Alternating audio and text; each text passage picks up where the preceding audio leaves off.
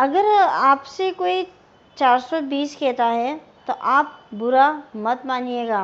क्यों?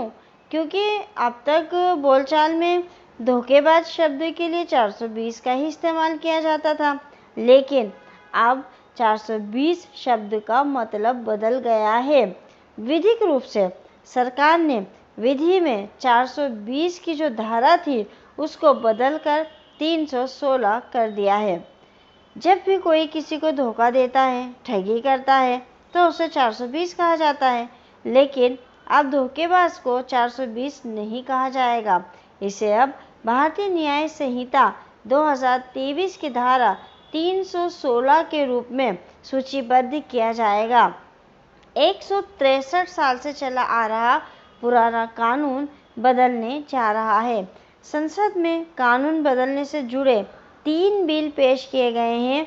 ये बिल केवल धारा 420 तक सीमित नहीं है, बल्कि हत्या की धारा 302 को भी बदलने का प्रस्ताव रखा गया है। अब इसे बदलकर धारा 101 किया जाने का प्रस्ताव रखा गया है। वहीं धारा 144 को बदलकर 187 किया जाएगा। सरकार विधि में या जो बदलाव है उस बदलाव करने के लिए भारतीय दंड संहिता की संबंधित धाराओं का संदर्भ देगी। पिछले कुछ सालों में भारतीय दंड संहिता में कई नई धाराओं को जोड़ा गया है। इससे कई बार स्थिति साफ नहीं हो पाती है।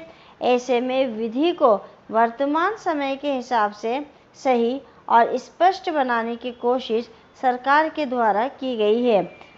न्याय संहिता में नया क्या होगा? इसमें चित्रों का इस्तेमाल होगा।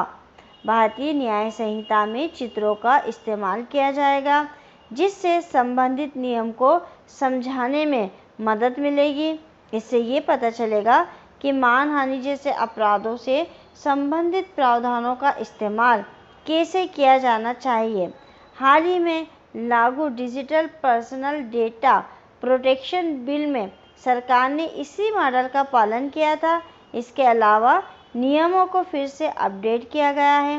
नई न्याय संहिता में महिला और बच्चों के खिलाफ अपराध जैसे कुछ पर विशेष कानूनों पर भी फोकस किया गया है।